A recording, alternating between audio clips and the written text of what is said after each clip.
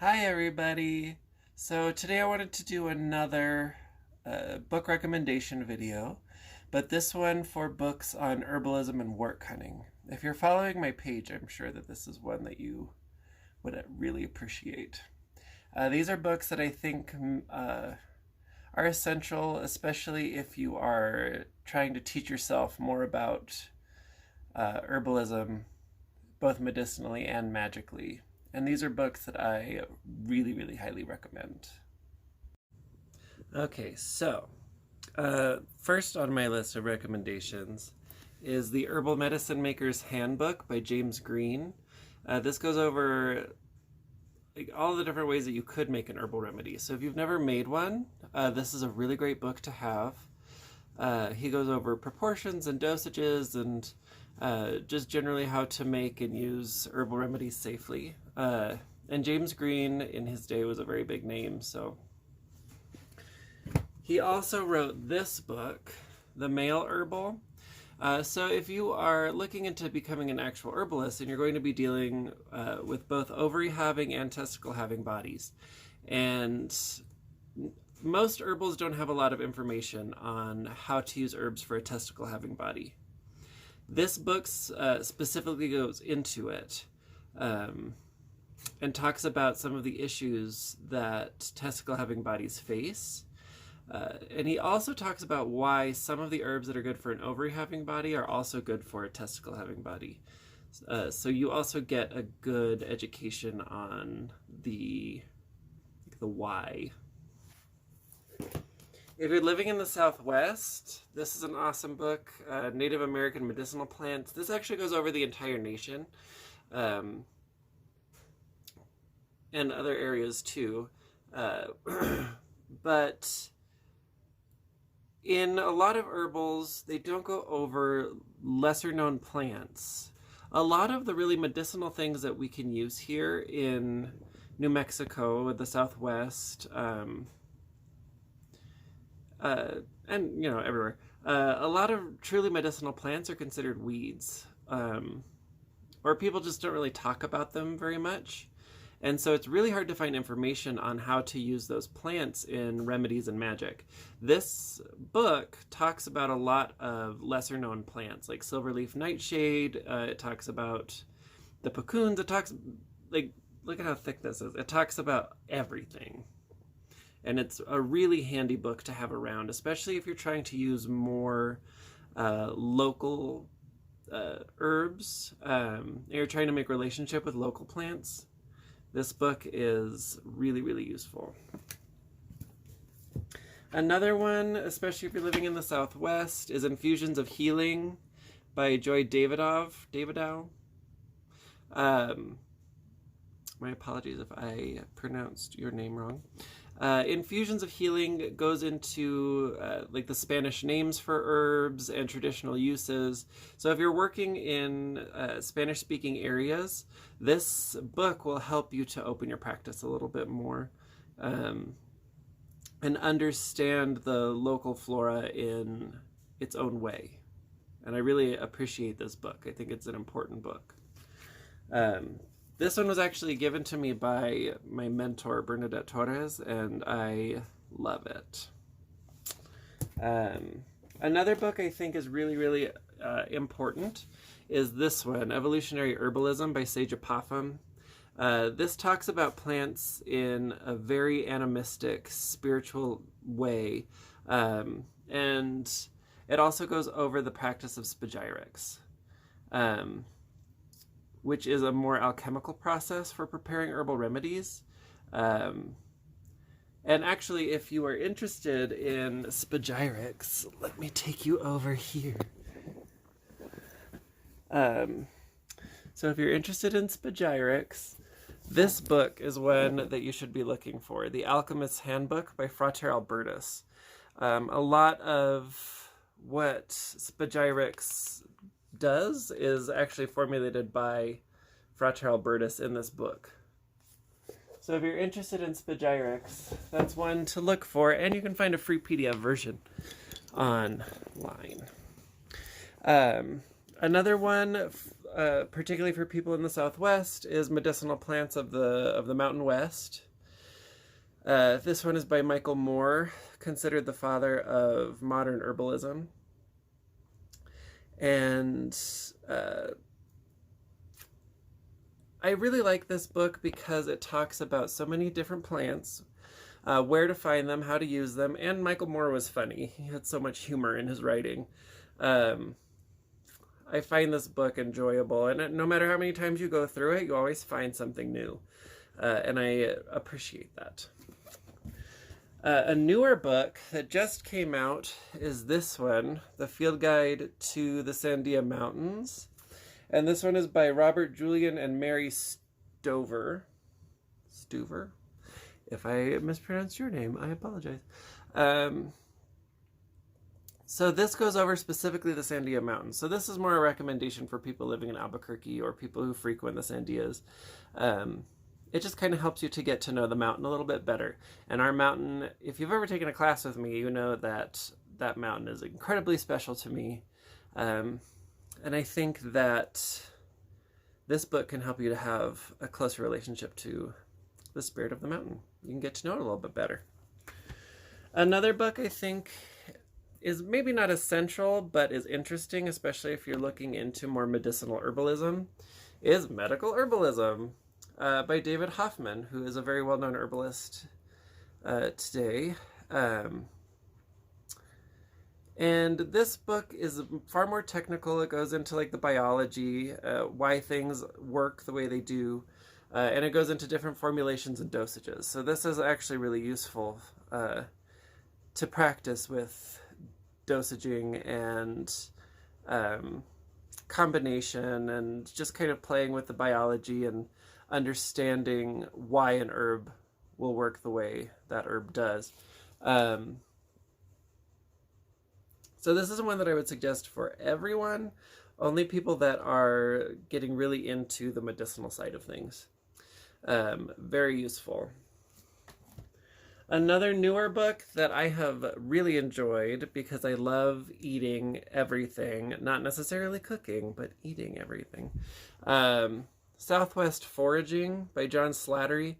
This has been really fun, just kind of learning what parts of plants you can eat, what's tasty, what you can make with them. Very interesting, especially if you are a trail snack lover. Lots of trail snack suggestions in this book. And it helps you to learn how to forage sustainably, so that's really cool too. And then a book that I also recommend very highly is Invasive Plant Medicine. It doesn't go over all of the invasive plants, but it goes over some of the big ones, like tamarisk and sweet clover, and it opens the door to a better relationship with invasive plants. I think invasive plants are so important, especially to herbalists today and witches, magicians today. We really should be utilizing invasive plants more. They are trying to make relationship with us, and we are consistently just trying to eradicate them, and it's just no good. Like take the Siberian elm, Ulmus pumila. That the entire tree is useful for making wood crafts, for building things. They make really, really great fences. You can eat the seeds, you can eat the leaves. The bark is exactly exactly the same thing as a slippery elm. And slippery elm is threatened. The Siberian elm will grow out of a crack in the wall. So, you know, she wants to be your friend. And this book will help you befriend her. Okay, so those are medicinal herbals. The ones that I would suggest, especially if you're just starting. On a medicinal track, I would take classes. If you can, join up with an herb school. If not, find a local herbalism teacher. All of my teachers have been like some of the most powerful ovary-having people I have ever met in my entire life. And I appreciate every single one of them. None of them have written books, so I can't suggest books for you. from my mentors, but they are like, I wouldn't be who I am today if I hadn't taken classes with them, and I am eternally grateful. So if you in your area can find an herbalism teacher, especially one that is more on the spiritual side or sees the spirit in things, talks about the spirit of plants, take that class. If you can find an invasive plant medicine class, take that class. You are not going to regret it, hopefully. It depends on your teacher, I guess.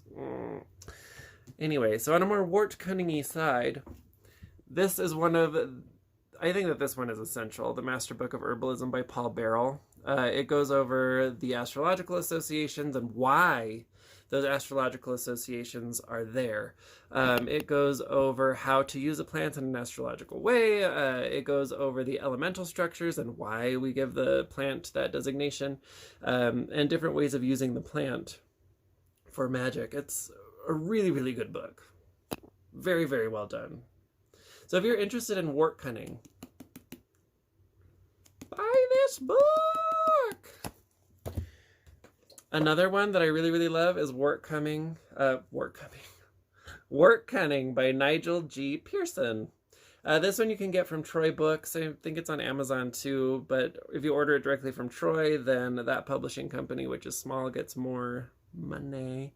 But what I like about this one is you can see Wortcunning a folk medicine herbal, and then when you flip it over and upside down, you get Wortcunning a folk magic herbal. So this has both medicinal and magical uses of plants. More European-based. Troy Books is a publishing company that talks mainly about Cornwall and Devon. So this is more of a European herbal, but we use a lot of European herbs here in the West and in Western herbalism, so this is a really great book to have to get to know those a little better. Another one is Veneficium by Daniel Schulke. This one is really interesting. It talks about the body as your laboratory. It talks about mandrake. Like, there's a lot of interesting stuff he says about mandrake and just the poison path in general. So Veneficium is the use of plants and magic for specifically like poisoning and causing harm. And like, this book talks about poison plants in a really interesting, loving, spiritual way. And I think a lot of people are scared of poisonous plants. Every time I suggest a poisonous plant, even just as a topical, people are like, "What? No, you're crazy!" And I'm like, "No, you just haven't read this book. Read it. You're gonna love it. And then what? We're all just gonna fall in love with poison. 'Cause it's fun." This is another really great one, The Herbal Lore of Wise Women and Wortcunners by Wolf D. Storrell. This one is really interesting. This one doesn't really go into the uses of plants as much, but it talks about like how plants are viewed by people who use them as like the Wortcunners. It goes into like the philosophy of Wortcunning and different ideas about like consciousness and spirituality, and very interesting book. If you're interested in Wortcunning, this one I think is going to describe what it is really well. Then there's another Paul Beyrl book, A Compendium of Herbal Magic. This is kind of an expansion of the Master Book of Herbalism. But he talks about some new and interesting things here. So this is another one. I would suggest the Master Book of Herbalism over this one, but I think they can both offer good points. One of my very favorite books is this one, The Witch's Ointment by Tom Hatsis. And Tom Hatsis writes about a lot of like psychedelic stuff on Instagram. He's actually called the Psychedelic Witch. And I just really like the way he writes, the way that he views history, how honest he is, how willing to do weird things to experience what people may have been experiencing. I really appreciate him as a person and as a historian. This is a really, really good book, especially if you're interested in the history of baneful herbs in the use of magic and how societies viewed that. This is really, really good.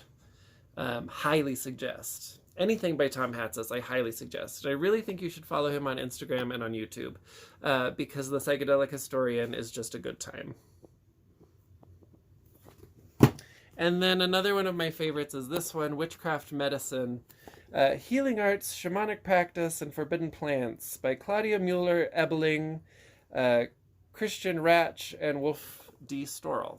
So the person that wrote the Herbal Lore of Wise Women and Wortcunners also wrote, in part, this book. And this one goes over baneful herbs and how herbs have been used in witchcraft and, like... Let's see. It has a lot of really cool imagery in it. Woo! I'm pretty sure that there are passages in there about like funerary practices with plants. It's just a really, really good book. And I say that I practice witchcraft medicine because everything I do is talked about in this book. Maybe not everything I do personally, but everything, you know, that a witch does with herbs is talked about in this book. And it's really, really, really, really good. So those are my suggestions now for herb books, books about herbalism and wortcunning. And I hope that's been useful and helps you on your path to being a better wortcunner. Okay, bright solstice, happy Yule, Merry Xmas to all y'all, and also, you know, happy times. Okay, bye.